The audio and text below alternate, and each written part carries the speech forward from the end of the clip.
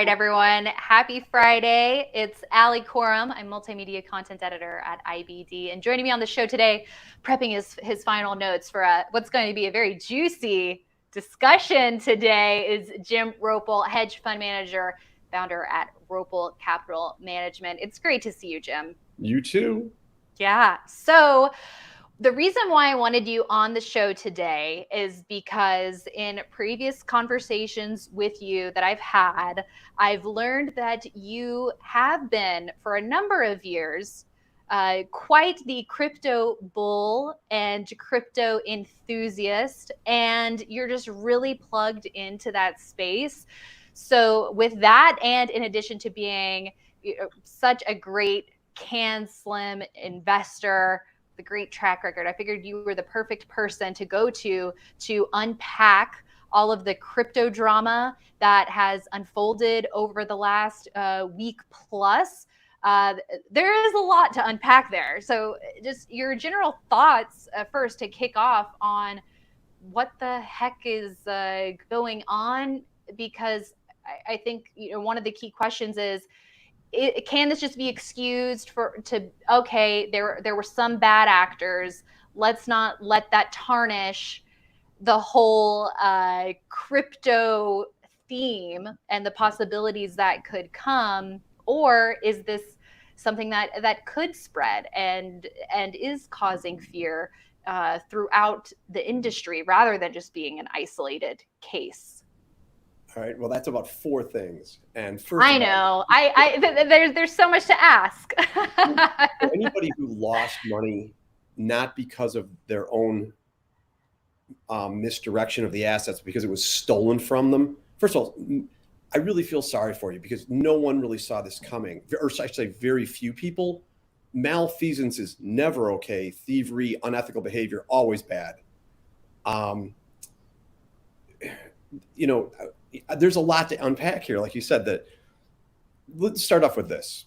I tell my children, when they inherit my money, debt is at the bottom of almost every bankruptcy. And then there's prudent use of debt, and then there's foolish use of debt and over leverage. And I wrote many times years ago, I've been through multiple, this is my second or third major crypto bear that I've had a hedge fund through this. I've had a hedge fund for a long time in crypto. Yeah. And this is not new. But let's start with this. Credit is not crypto. Private equity, if rates continue to rise, is going to have some mega problems. It's not, private equity in itself is not bad, but over levering anything is bad. Crypto, if people have cash right now, major opportunities brewing. It's already brewed. And let me put it to you this way. Was the internet over in 2001 when Amazon went from 113 to 5? Is that more volatile than Bitcoin? It's not. It's now, Amazon back then was slightly more mature than a lot of crypto projects, but crypto needs to be looked at is a lot more venture. But look at the future. I'll just go straight out right at you. The future for decentralized applications, blockchain technology, and cryptocurrency is enormously bright. Yesterday, for the first time, 12 major banks did an interbank transfer using the blockchain. That happened yesterday.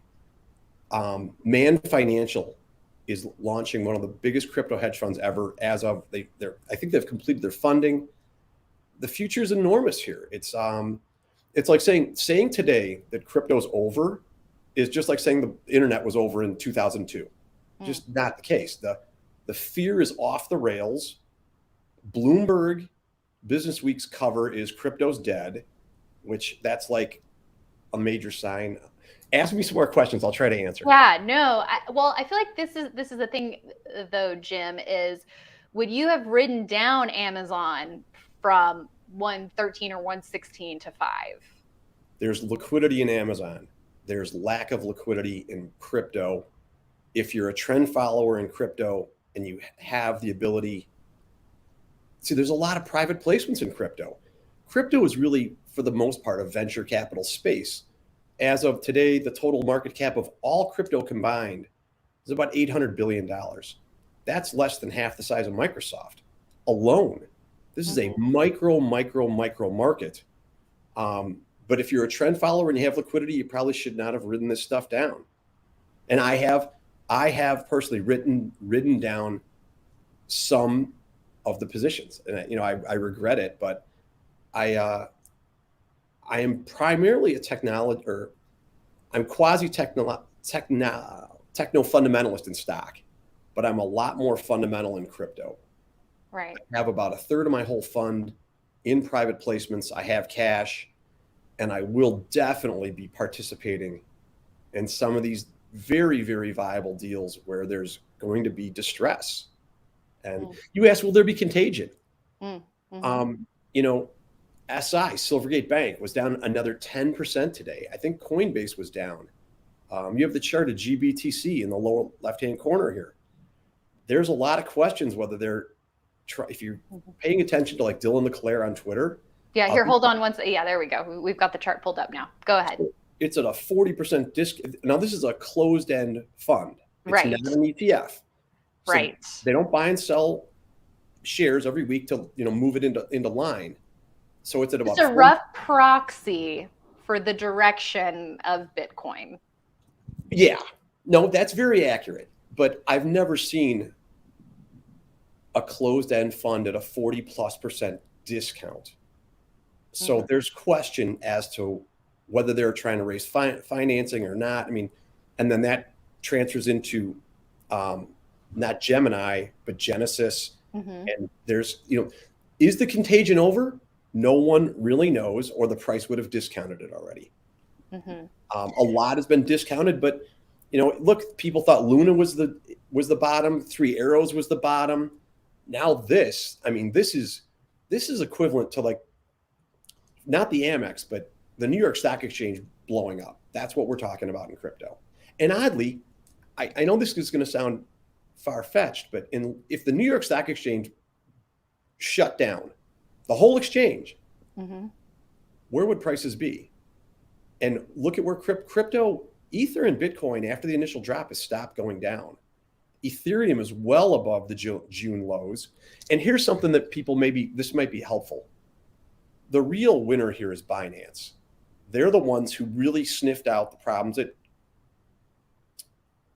FTX. Yeah. They caused them to blow up. Well, the malfeasance at FTX caused them to blow up, but the lever that broke Binance exposed it. And they threatened to liquidate their position, and it crushed them. Yeah. But Binance was the largest, and then they crushed the second largest. So their market share theoretically should expand greatly with recovery. So my proxy for this whole thing is the BNB token. And initially, when the day this all transpired, and BNB said, we'll look at your books and maybe buy you, it rocketed up about 100 points. Now it subsequently is rolled over with the whole market. But as BNB goes, I think is a great proxy for what's going to happen to the whole market in the shorter and longer term. It's going to be the king. It was the king. Now it's the double king. Yeah, that's fascinating. I feel like there's maybe a lot of lessons here. It sounds like you said you've had some lessons here, maybe writing down. We've seen quite the correction, quite the crypto winter is what I was trying to get out there. So how is it that you've been able to have such a different approach to the crypto market when how you've been so successful, at least in your beginnings, was a very rule-based trend following approach? Why does it make sense to approach crypto differently? Is it that liquidity side that you mentioned? It's far more immature. It's like liquid venture. I mean, there's a lot of market caps in crypto that is 30 million. The whole raise is $20 million. A lot in the 2016, 15, 16, 17 period, hundreds of millions were being raised on white papers. They were ideas. There was a mania. So in crypto, I'm far more fundamental than technical. Although I do look at the technicals, like I discussed, the June lows have not been broken by Ethereum or BNB or Atom or some of these other protocols. But in equities, I've been very dutiful to cut losses, and risk management in crypto is really tough. It is super tough. And I'm much more fundamental in crypto. I mean, you kind of have to be more patient, and and I want to tell you straight up, hubris from the prior bull market in stock and crypto, and it happens in every cycle. I mean, I don't really care who you are. When your net worth has gone up 4x, 2x, 10x in a cycle, you got to be way high up on Maslow's hierarchy not to let your head balloon. Mm-hmm. So, I mean, it happened to me. I wouldn't say in excess, but it happens. I mean, no matter when that happens, it's hard to keep it in check. I mean, it's kind of like right now, people are so gloomy, like the world is ending, it's over, and it's not over. It's a massive opportunity. But I've been doing this for 30 plus since 85. I've been in the markets. I mean, I'm in better control of my emotions, but I'm still human. Right. So there's a 20-minute answer to a 30-second question. No, again, there's so much to discuss here, not only just with what went down, but I think, how to handle that as traders. And I think a lot of investors are wondering where we go from here. One more thing, though, that with regard to the drama, and perhaps investors that did get caught up if they had funds in FTX. Something that you've mentioned before is not holding your crypto on an exchange, right? Moving it to cold storage. Can you talk about that a little bit? I mean, I'm an investor in Ledger. I own, in a private placement, Ledger. And Ledger, the day FTX came undone, had its largest single day of Ledger sales ever in history. They did 700x the sales they did the prior week. Simple. This is kind of a maxim that's worn out, but not your keys, not your coins. I have maybe 5% of my fund's assets on exchange somewhere. But they're all on the bigger exchange. And listen, I had an FTX account. I intended to hedge my BTC and ETH in a bear market because I didn't want to pay the taxes. I opened it, did the legal work, and then I just never funded it. So I would have been caught up in it. I mean, I believed that FTX was rock solid, just like I do Coinbase. But Lehman and Bear Stearns were legends on Wall Street, and they caved in. Mm-hmm. It's hard to look. Bear Stearns raised $5 billion from somebody 2 days before they blew up. They completely said, we're just fine. So this can happen anywhere. And listen, the centralized exchanges are the problems. Aave, Uniswap, ETH, Bitcoin, block after block after block. It just worked. It functioned beautifully through this whole thing. Not a hiccup. It's the centralized exchanges and protocols. Centralized finance is where the problems are. In DeFi, not so much. So, I mean, I want regulation in limited ways, but not so much in DeFi. I want to regulate these centralized guys. And that is the door to institutional adoption. And but listen, the Bitcoin holders are hodling. 67% of all Bitcoin has not moved in a year. Bitcoin addresses is at an all-time record high as of today, and hash rate is at an all-time high. The Bitcoin network is healthy as it's ever been. It's at its healthiest point it's ever been. There's more miners. The hash rate is at an all-time high, and it's broadening out. So I remain bullish. It's interesting though, because that's not reflecting in the price, right?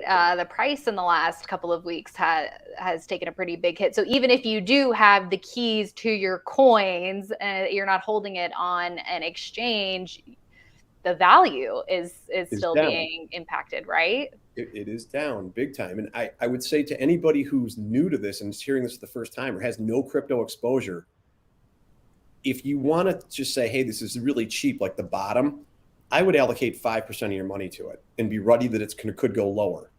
But to commit serious money, like say your allocation is whatever your crypto allocation might be, to get 50% long, you need to see a higher high and a higher low, a real definitive uptrend. So I'm not I own Ethereum at 225 and I own Bitcoin at 1,000, and I've held it the whole way. Now, granted, do I wish I sold it at 70,000 Bitcoin? Well, it would have to fall to 40,000 to beat the taxation. Okay, now I know exactly where it is, but I think crypto is going to go, as a space, is going to bloom. I think the roadmap for crypto is the internet. It is. I was at Ground Central. I was at Morgan Stanley. I was given a huge allocation of all the new IPOs in '99. I was there. I watched the internet be built. The roadmap is very, very similar, except this is, if you could have bought 1/100,000th of the whole internet in say 1997, how much would you be worth today? You could do that today in crypto. What will that be worth? I mean, to think that crypto's not coming back is just not knowing the facts. It's just, you don't have the fundamentals. It's just which protocols. It's kind of like, well, who knew Amazon was going to come out from $5 to go into the thousands? Who knew, Priceline? I mean, the new leaders will show themselves with relative strength. I mean, the Can-Slim principles do cross over, but you have to understand, like AEHR, which is a semiconductor company, it's one of the smallest stocks I follow, $500 million market cap, would be a giant in crypto. Okay, so you have to put it in perspective. Right. I mean, what's the market cap of Microsoft? Trillion five? That's double the size of this whole space, roughly. Yeah, I just think that's interesting. For those who are on the sideline, it seems like, why not apply the same Can-Slim technical analysis to get in, and why not try to follow the trend? And if we see prices head down more, or even if we see a choppy sideways action from here, why not wait for more of an upward trend? That's the prudent strategy. Bill would approve. Bill would not approve buying anything right here. That's what I want to know. What would, if you called up Bill, and he knew all of how you've been handling crypto, what would Bill say? Well, in the end, when I had a question, and I'd say Bill's on my shoulder, I'd ask him, well, I'd have to call him. And in the end, I'm like, I'm not calling him, because I know exactly what he's going to say. And if I ask that dumb question, he's going to yell at me. But the answer would be, you never buy anything unless it's in an uptrend. I mean, right now, equity markets are not in uptrends. They have not made higher highs. Okay, they've broken some downtrend lines. They're above the 50 days, but they're not in uptrends. But we're testing follow-through days here. Crypto, on the other hand, is, it's some cryptocurrencies are well above their June lows, but I am not seeing signs of higher highs yet. So I would like the stock market, you have your watch list ready. Yeah. Exactly. So Jim, I guess just kind of your final thoughts on crypto and where it is now, and your takeaways, and because I feel like we are at a point where we did see some bad actors have a little bit of contagion, or at the very least sparking that fear, and that has impacted price. So it feels like we're at a little bit of an uncertain juncture here short term, even if the long term case is still there. Well, I mean, what happened when Enron blew up? What happened when WorldCom blew up? What happened when Sendent blew up? There's been, oh my God, what caused the global currency crisis in '98? Oh my God, John Goodfriend's Merriweather's big hedge fund that was levered up, so many times. The market suffers, but great technology endures. A bear market, an overlevering flush and washout does not change epic technology that's disruptive and it's going to change the world. So you have fraud in all markets. There are humans. Every 1 in 1 million humans is a bad actor, or whatever the number is. Sometimes they get the CEO position and they do bad, unethical behavior. The equity market, it's much broader and more liquid, and it was easier to endure the pain, but there was definite pain. And that's where we're seeing something akin to like the New York Stock Exchange being fraud. That's really what we're seeing. Or maybe it's the two major players, NASDAQ and New York company, account for too much volume. FTX was not that great, but let's just say the exchange that handled 25% of all the volume on equities was a fraud. What would the damage be? Would equity markets persevere? Heck yes, they will. Will great technology? Absolutely. And I guarantee you, there are protocols that are down massively today that will be up 15x in 4 or 5 years. All right. I'm not trying to win today.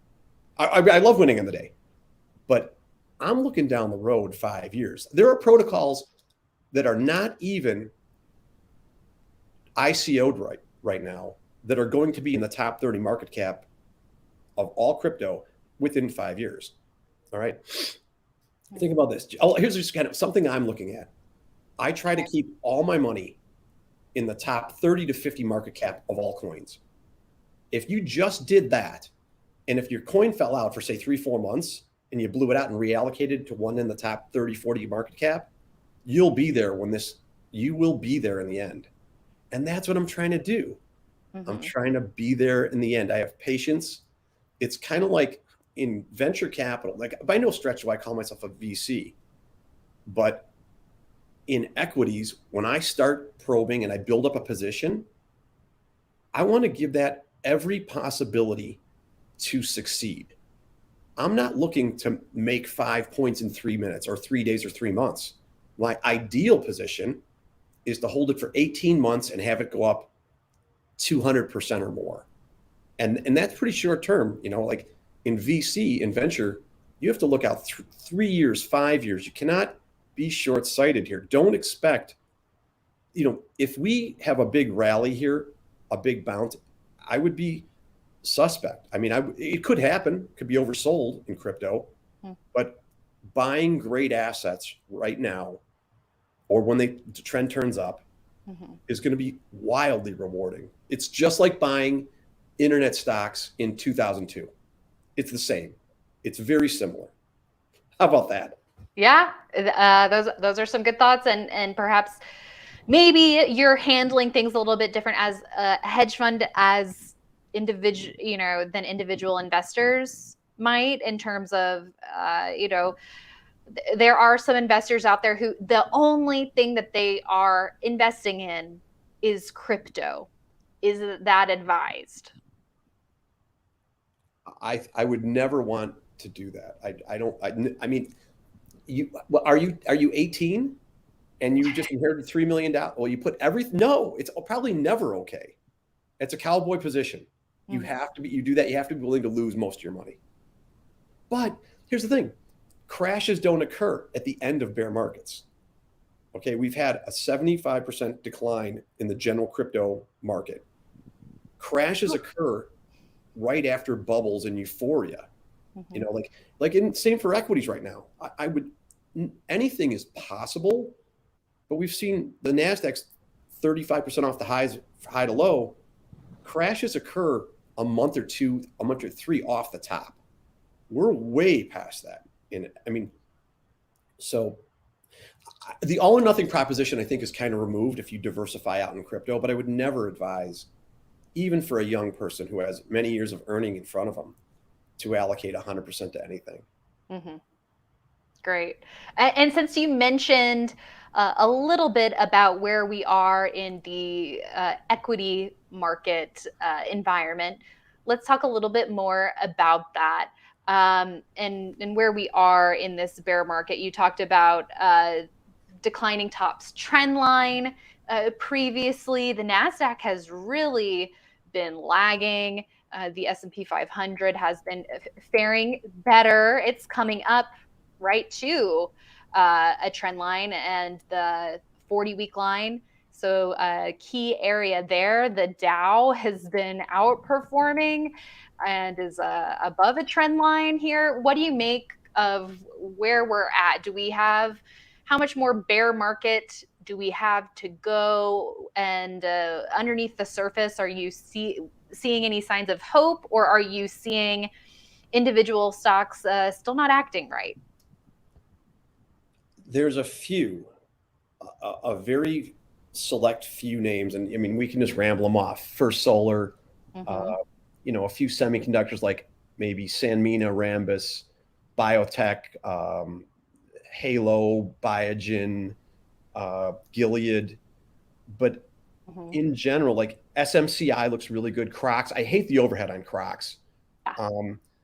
There are names, but there's always names. There's always something that's set up and ready to go. But the breadth of names in a real new bull market, you would see 8 or 10 TML quality or possible TMLs, but then there'd be 100, 100 or more others acting wonderful. And I just gave you about 4 or 5 names. You need to see dozens and dozens and dozens of them. So a follow-through day is not a signal to plunge. It's a signal that a short-term uptrend may be at foot. Right. And how the leaders develop afterwards is going to give you corroborative evidence to allocate more. But right now, I think the dollar has broken badly. It's broken its uptrend. It's below the 50. The 10 years yield's broken. The dollar's really the key because it can move more away from bonds are really tied to Fed, especially 3-month bills. But the dollar can go anywhere it wants. It can discount the future way in advance. So, oil, here's another thing. What is up with oil stocks rallying and holding their ground? Well, oil had a terrible week. So exactly. Look at TIPS, or TIP. They are signaling by their measurement of inflation, we are not going to have an inflation problem down the road. So the question becomes, are we going to have a recession? How deep is it going to be? And how much of a recession have equities already discounted? So if you knew that, and you could, I don't want to front run anything, but I'm following the trend. I'm about 18% long as of today. I have a little First Solar, and I have a little First Solar too. Yeah, it's absolutely the monster right here. On Semiconductor's pretty good. GFS is pretty good, but like Schlumberger, Ripple. And it's holding up. It had a good day today. Gold is waking up out of a big slumber. And I hate overhead. I hate it. But that's interesting to me. But we don't have enough names just yet. And here's another problem. We're almost in December. Tax loss selling is going to be real. People who realized gains in 21 or in this year, and any losses they have, they're going to bail. So the names that have been pounded, and this is going to be in crypto too, they're going to go lower. I mean, we're getting right into the teeth of that. It's unfolding. And how long could it go? I think this bear will end sometime next year. Maybe it's in the fourth quarter next year. Maybe we have a third leg down. The VIX hasn't spiked. The put to call hasn't spiked. We've not had a panic selling day where we have record high volume on the exchanges where things just come undone, where, if we got the monsters, NVIDIA, Tesla, and Apple to break 35% in 2 or 3 days, and people just said, I want out because I don't want to lose everything, kind of like they did in crypto. Yeah. Crypto's had that. Crypto has had a absolute flush that we have not seen in equities. So although we're rallying, I don't know. Listen, I'm a trend follower in equities, much more than fundamentals. So I'll just let it tell me. But listen, I'm telling you everything you need to know. I'm 18% long-ish, right there. Yeah. I'm 83% in cash. Yeah. Yeah. I mean, for me to be really, really bullish, I'm 105% long, insanely bullish in a overly enthusiastic market. I'm 130% long. That's about as long as I'll ever get. I cannot risk partner money the way I used to be able to risk my own, 30 years ago, when I could just go, 200% long in 4 stocks. Right. So anyway, I'm trying to give you a feel for how bullish I Yeah. am on equities. I am not bullish. Right. I am testing, but Mm-hmm. a week ago Thursday, the 7% gain happens a lot in bear markets, but the 40% increase in volume is what pushed me off zero. I was about 3% long that day. Mm. So that volume is what Bill was on my shoulder, hit me. Hey, you can't just sit there and do nothing. You have to commit something. So if the volume didn't come in that day, I probably would not have done much. Because how about this? When I have to run screens all day long to find one name, that is not healthy. And that's been the case with almost every follow-through day and major update most of this year. And that's not going to be the case when the real bull materializes. That's my opinion. Yeah. I mean, hey, we definitely need to look at what's happening underneath the surface in addition to analyzing the action on the index level. Absolutely, no doubt. So kind of tying things together between equities and crypto. Correct me if I'm wrong, but something I believe that you said in the past is that you felt that crypto would bottom before equities. 100%. I Do really you did. still feel like that's the case? I think if FTX didn't blow up, I think Bitcoin would be 25,000. I mean, FTX was out of the. It's hard to see unethical behavior, fraud. Okay, I thought Bitcoin had bottomed. Really, really did, and crypto in general. But this is a whole nother wave of fundamentals that materialized, and I still think that's probably the case. I mean, I'll put it this way: the odds of another leg down in the equity market, in my opinion, is 75%. So we're in some type of rally here, but it's unhealthy. We continue to have more new lows than highs every day. But here's another thing: to be optimistic, because the golden goose of capitalism is alive, is that the advanced decline line peaked like 19 months ago. Yeah. Okay, the internals of equities in 2001 were getting bad, worse. And the equity price high occurred late last year. So this is not a new bear. So if we go through all the next year without a bull cycle developing, it would be one of the longest bear I've ever sat through. And I've been in the market since 85. All right, the 2000 dot-com bubble purging, which was funneled by QE for a Y2K. That's really what it was. When that unwound, it's just like quantitative easing for C19. That bear market was the worst I'd ever seen. And to me, because I was so heavily involved in innovative technology, the NASDAQ fell more than the S&P did in 08-09. So if this goes through all next year, it'll be the longest bear I've ever sat through. But I'm patient. I didn't make a trade for almost a year in 2000. Wow. Yeah. But hey, after every storm, there is a new dawn, or after every dark day, darkness. I'm clearly mixing up my sayings there, but having that cup half full mentality and staying optimistic, and I think staying at the ready is something that we've talked about, because if you let your head get into such a pessimistic space and you're just relying on the economic, Fed's hiking rates. They're not stopping anytime soon. There's no way this could work. I mean, as soon as you take a look over here, then better watch out what's going on the other side of things. So we just got to be ready for all scenarios. But we're there in crypto. We're there in crypto. We are not there in equities. And, you've got to have your watch list ready. Every week in Growth Stack Mentor, I have all this laid out, all the possible bases, and I monitor sentiment, psychological. But in equities, the average equity exposure per household is about average for the last 100 years. The public is nowhere near given up on equities. The panickers in crypto have been ferocious.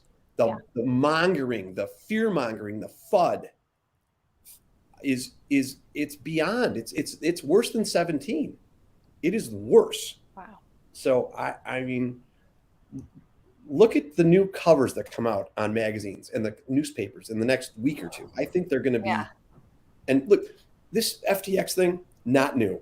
It's old. I'm already sick of it. Like I look at my Twitter feed. I'm like, yeah, we know the guy's name. Okay, I got it. It was a massive fraud. What now? Bitcoin, if it doesn't make a lower low, dude, do that. Ether, because of the halving, has gone deflationary. It is so much relatively stronger than Bitcoin. It's unbelievable. It's nowhere near the June lows. But the fear is as bad in any market as I've ever seen it. And that to me is major, major signal. That does not mean it cannot go lower, but it means we're very close to a bottom. Right. Very, very, very close. Yeah. Well, it's always darkest before dawn. That's what I figured it out now. So on that note, Jim, thank you so much for spending your Friday afternoon with me, and thanks everyone for watching. But yes, it's such always a pleasure, Jim, getting your thoughts. So thank you. It's my pleasure. So I want to say this. As long as the golden goose of capitalism is not suffocated by socialism, great innovation and technology is going to persevere no matter what. You cannot have a company that is going to earn $10 next year that earns $1 this year and it's not going higher. And we're going to see hundreds and hundreds of companies give us that opportunity to lever up and go from first class to private jet. Everyone can do it. It's going to happen. And I'm telling you, just be patient and follow the trend. It's all going to be great. It's all going to be just fine. Just chill. Yeah. Well, stay optimistic and keep an eye out for those innovators because as growth investors, that's what we want, right? We want to see that innovation and that strong growth and that newness because there are huge opportunities there. I couldn't agree with you more. Thanks so much. And we'll see you back here next time, everyone. Look forward to it. Take care.